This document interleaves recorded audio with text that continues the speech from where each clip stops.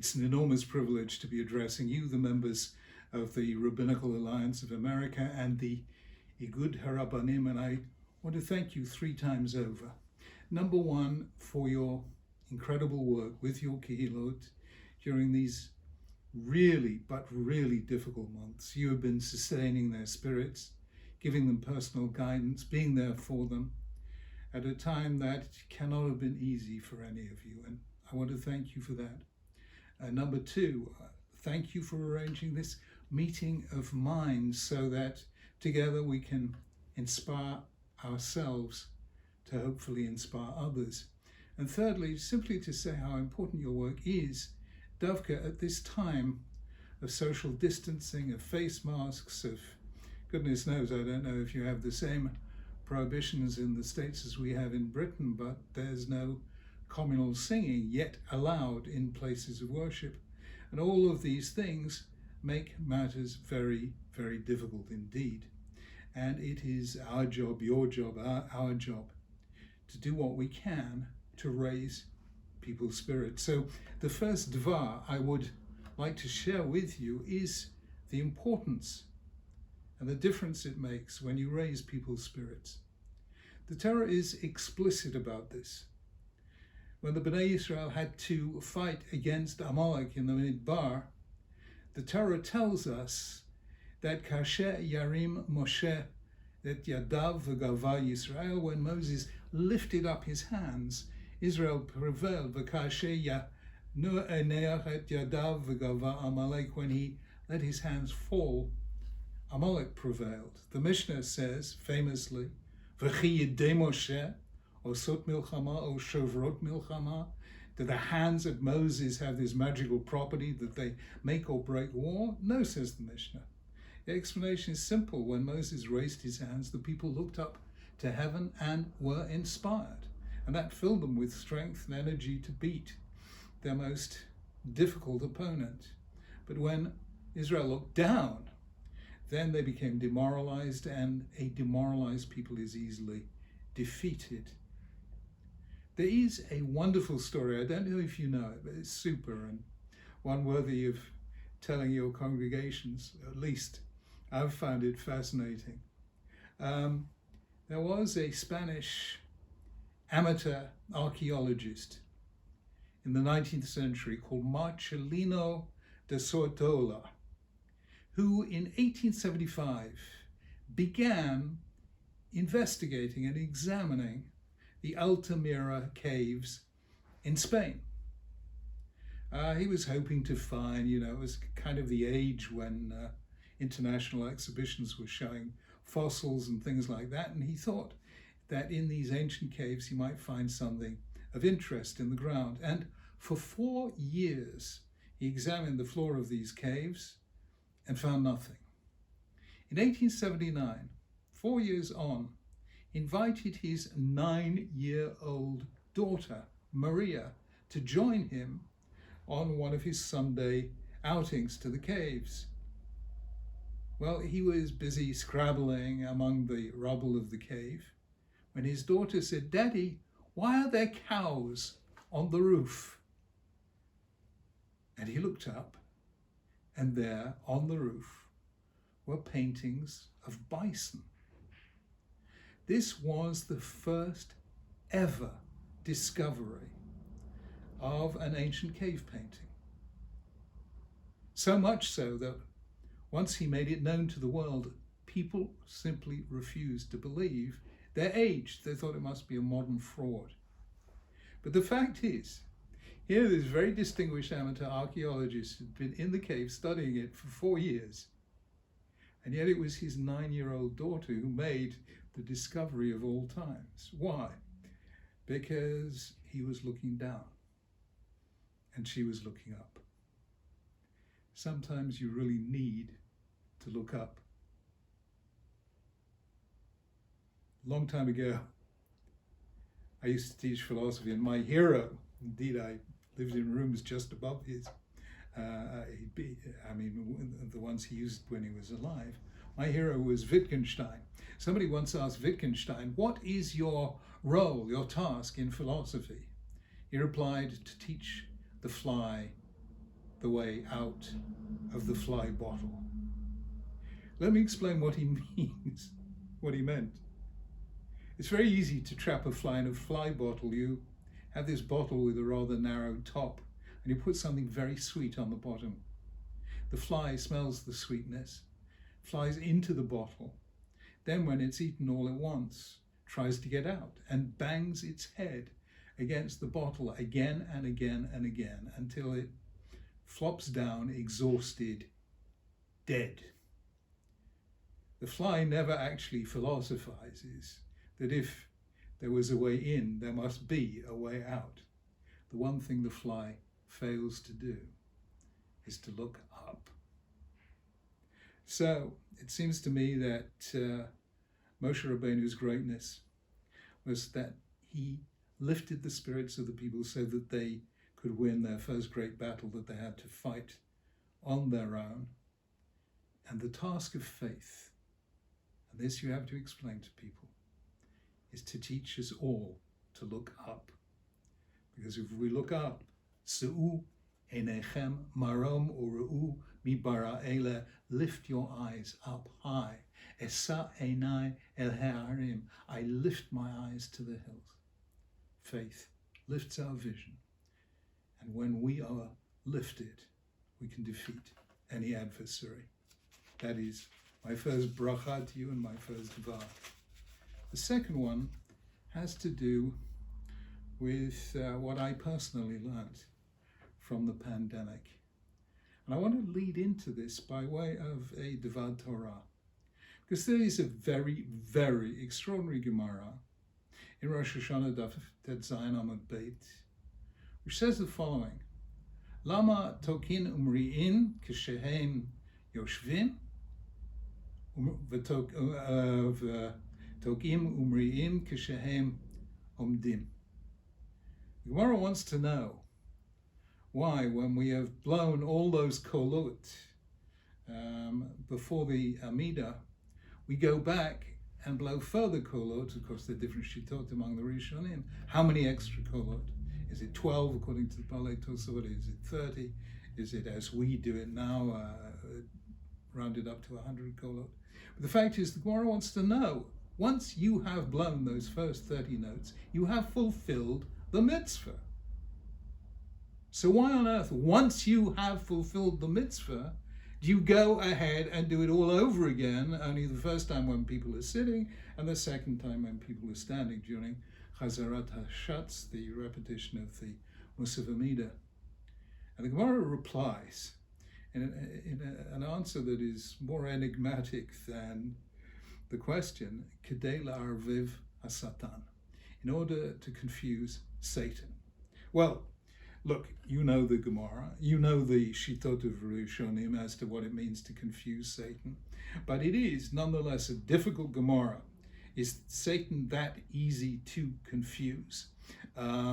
Is it really surprised when people say or do something twice? Is it surprised when we say Ashrei twice? Is it surprised when we say Kriyas Shema twice during Shacharis? Is it surprised when we read the portion that we read for Maftir twice? I mean, how on earth does this confuse Satan?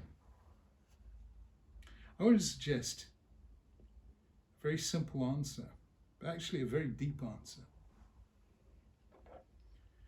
The Tekiyot de Miyushav, the blowing show for the first 30 notes, we are fulfilling the mitzvah as yechidim, as individuals.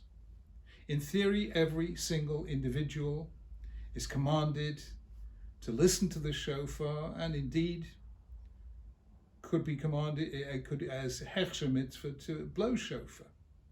Indeed, it is only that reason that we have, in this case, Gezerah de Rabbah, that Shema Yavirenu Dalad Amos B'Reshut Rabbim, that we decree that you don't blow shofar on Shabbos in case somebody carries it 4 cubits in a public domain. That would only apply to a mitzvah that it devolves on individuals. When it devolves on the community, we're not worried that the community will forget that you can't carry 4 cubits in the public domain. So here we have a mitzvah that applies to everyone, and that is how we fulfill it. in the first 30 notes. However, what happens in the Tikkias de Ma'umat, in the Tikkias that take place during the reader's repetition of Musaf, is not a mitzvah of Yechidim at all. Chazarat Hashatz, the reader's repetition of any Amidah, is done on behalf of the community, not on behalf of individuals. Now there's a shita that says that the Shliach Tzibur is only motzi she'eina boki, but that's a different shita. The fundamental shita is Chazarat Hashatz, is for the sake of the community, and in any case, Musaf is always b'tzibur.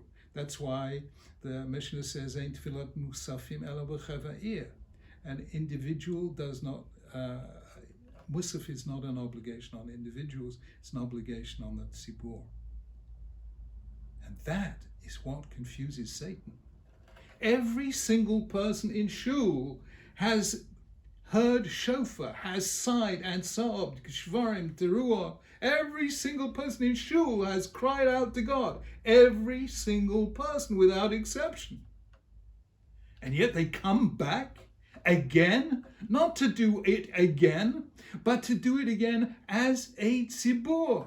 To say, Ribono Shel Olam, look, you have heard our cry, but even if we as individuals do not merit your forgiveness, forgive us as a community. That is something that confuses Satan, because Satan can mislead and tempt any one of us as individuals, but cannot confront us as a community. As a community, we are more powerful than Satan. And that is why tshuva b'tzibur is more effective than any other kind. In fact, the classic example of tshuva b'tzibur, according to Ramban in his commentary on Sefer Dvarim, is Ezra and Nehemiah gathering the people together to renew the covenant at Sha'ar HaMayim, a Watergate in ancient Jerusalem, which took place, as you know, on Rosh Hashanah. So, that is the incredible thing. That even if God doesn't forgive me, he forgives us. That even though I have prayed as an I, I'm still going to go ahead and pray as a we. There's a Catholic historian, Paul Johnson, wrote a book, a magnificent book called A History of the Jews, one of the finest of its kind I've ever read. And I wanted to know, how come a Catholic spends that long studying Jews and Judaism? What led him to do it? What did he learn from it? So he came to our home. Elena and I gave him dinner one evening. And I said, Paul, what did you learn about Jews after all your study of them? And he said, well, I'll tell you. He said, there have been two kinds of cultures in the world. There have been individualistic cultures like contemporary Britain and America. There have been collectivist cultures like China, like former Soviet Union. He said, very, very few have managed both. In fact, nobody has managed both except Jews. They have managed both individual responsibility and collective responsibility. They managed both the I and the we. I was very moved by this, because what Paul Johnson was doing, in effect, was restating in his own language what Hillel HaZaken used to say, Imein ani li, mi li, if I am not for me, who will be? But kashani la'atzmi me'ani, if I'm only for myself, what am I? And that is the balance that we absolutely need in our lives, and the balance that Judaism gives us. And people notice this. 2 years ago, I was doing a series for the BBC on morality. One of the programs was on artificial intelligence. I don't know if this is a subject you're interested in, but the greatest artificial intelligence company in the world is called DeepMind. It's bought many years ago by Google, but it's the famous artificial intelligence group that have, achieved all the great breakthroughs in AI. And I was interviewing for the program the co-founder of DeepMind, called Mustafa Suleyman, Mustafa Suleiman was brought up in a Muslim family. At the age of 13, became an atheist. We had a wonderful conversation, which you can hear on the web. And a few days later, I was surprised to receive an email from him saying, Rabbi Sacks, do you think you could take me to shul one day? I thought, this is a new one for me, taking a Muslim atheist to shul. Anyway, I did. He came to shul. He came to us for Shabbos lunch. It was great, gewaldig. And I said, Mustafa, what did you think? He said, I loved the spirit of community. He felt the we in Judaism. Around the same time, I traveled to Harvard, to the John F. Kennedy Center, where I interviewed a man I think is the world's greatest sociologist, Robert Putnam. And we were sitting in his office. Again, we did a conversation for an hour. Again, it's on the web. And he absolutely knocked me sideways, because you can hear this. He said, and that's why I converted to Judaism.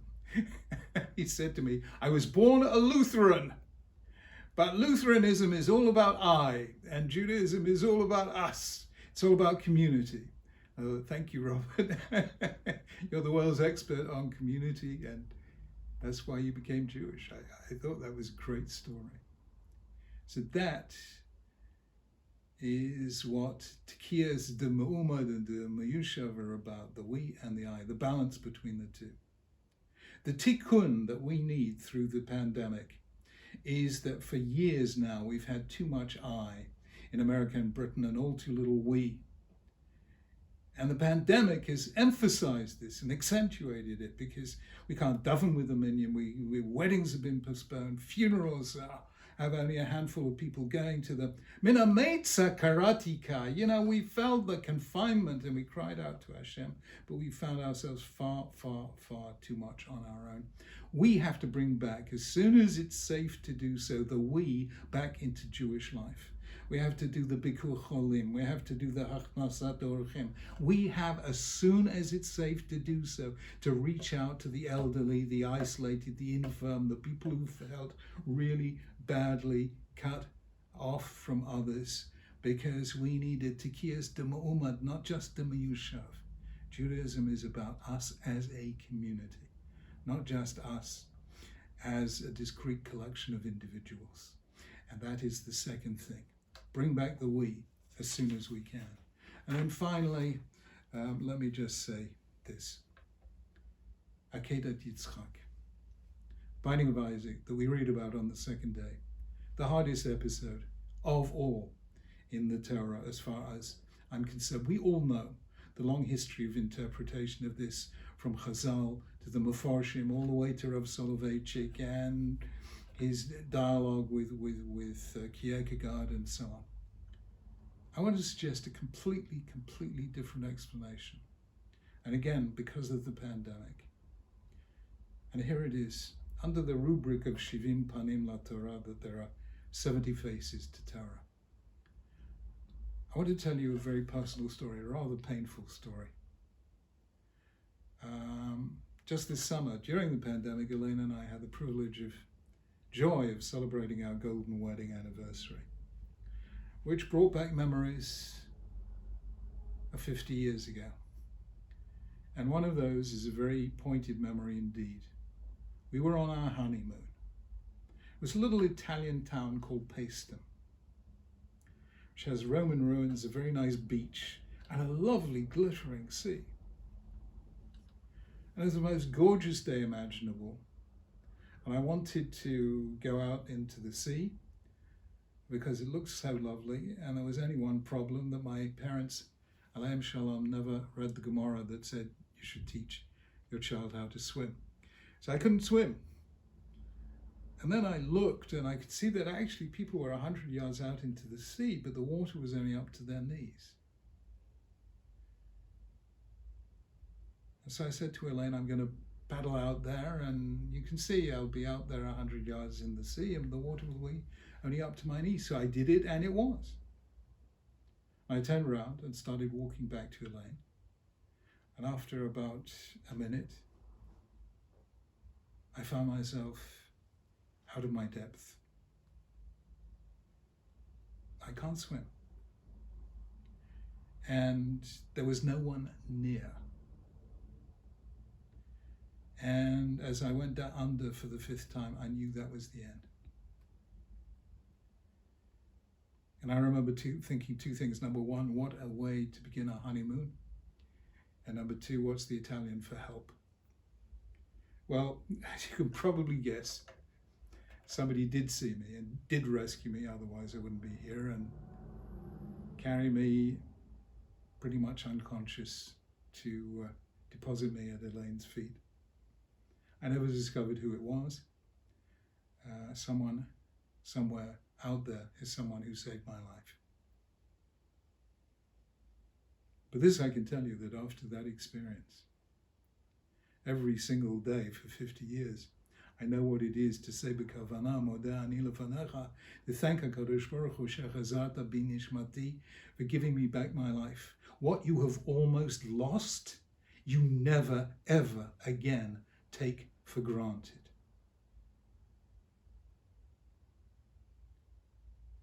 Isaac was the first Jewish child. And HaKadosh Baruch Hu wanted Jews to become the world's most child-caring, child-centered civilization.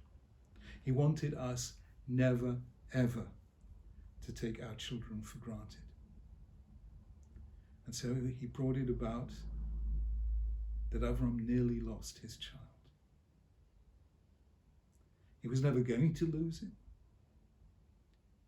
but he didn't know that. He nearly lost his child. And the end result was that not Abraham nor any Jew since took their children for granted.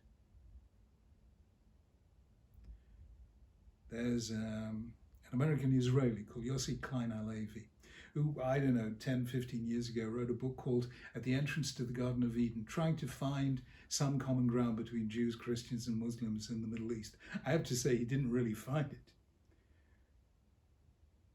But there is one passage there that I will never forget. There is a lady nun, head of a convent in Israel, who clearly doesn't like Jews very much, but who said, seeing Israelis with their children is a lesson to the whole world. Everyone should watch how they do it. She actually said, every Jewish child has 2 mothers. Because every Jewish father is as caring as every Jewish mother. And she's just blown away by that phenomenon. And that is the continuing effect of the fact that we nearly lost the first Jewish child. We nearly lost the state of Israel. Why